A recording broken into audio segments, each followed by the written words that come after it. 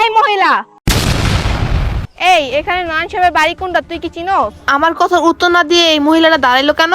এই কোন ধরনের কথা এই মহিলা? এই মেয়ে এইভাবে কি কোনো মুরব্বীর সাথে কোনো কথা বলে? বেয়াদবের মতো অভদ্রের মতো কথা বলো, তোমার আব্বা আম্মা শিক্ষা দেয়নি তোমারে? কি এখন আমি গ্রামের খ্যাত মহিলার কাছে শিখবো কিভাবে মুরব্বীদের সাথে কথা বলতে হয়? যাই হোক, তোদের সাথে আমার কথা বলতে ঘৃণা লাগে, এসব কথা বাদ দে। এখানে নয়ন সাহেবের বাড়ি কোনটা এটা আগে বল। আমি বলতে পারবো না, এখান থেকে সরে যাও। তোর সাহস দেখে তো আমি অবাক হয়ে যাচ্ছি, তুই আমাকে ঝাড়ি দিলি। দেখ আমি তোকে ভালো ভালোই বলতেছি এখানে নয়ন সাহেবের বাড়ি কোনটা, আর তুই কি আমাকে চিনোস নাকি? আমি হইছি অনেক বড় একজন ব্যবসায়িক ডিলার, আর তুই আমার সাথে ভালোভাবে কথা বলবি, কারণ আমি মাসে যত টাকা ইনকাম করি না তুই জীবনে এটা চোখেও দেখোস নাই। আমি তোকে ভালো ভালো বলতেছি এখানে নয়ন সাহেবের বাড়ি কোনটা তুই আমাকে ভালোভাবে দেখাই দে। নয়নের বাসা কোন জায়গা আমি এটা বলতে পারবো না।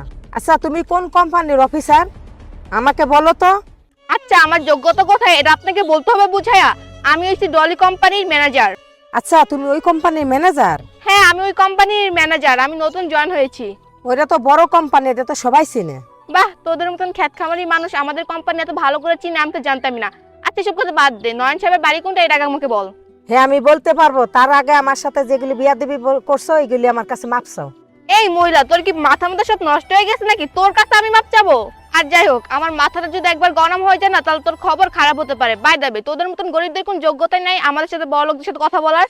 আর এটা যদি নয়ন সাহেব জানতে পারে না যে তুই আমার সাথে বেয়াদবি করছিস তাহলে তোর খবর খারাপ বানতে পারে, আর এই গ্রাম থেকে সারা জীবনের জন্য তোদেরকে বের করে দিতে পারে। কি আমারে নয়ন কি গ্রামতে বাইর করে দিবে? হ্যাঁ। ঠিক আছে আমি নয়নকে ডাকতেছি। আপনি নয়ন সাহেবকে চিনেন? হ্যাঁ আমি নয়নকে চিনি। এই নয়ন, নয়ন দিকে তো।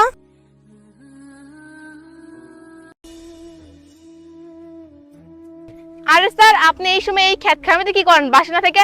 আর জানেন স্যার, এই মহিলাটাকে যে আমি কতবার জিজ্ঞেস করছি আপনার বাসাটা কোথায়, এই মহিলা আমাকে বলতেছি না আপনার বাসাটা কোথায়। আরে তুমি এভাবে কেন কথা বলতেছো?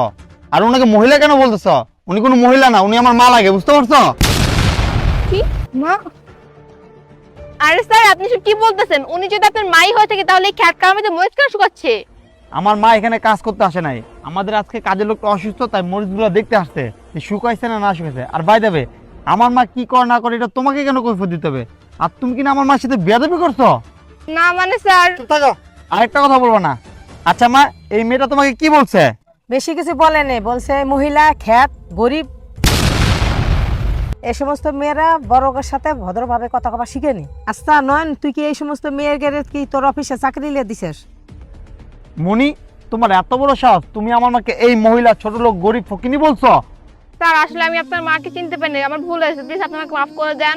চুপ থাকো, তুমি আরেকটা কথা বলবো না। আর সত্য কথা বলতে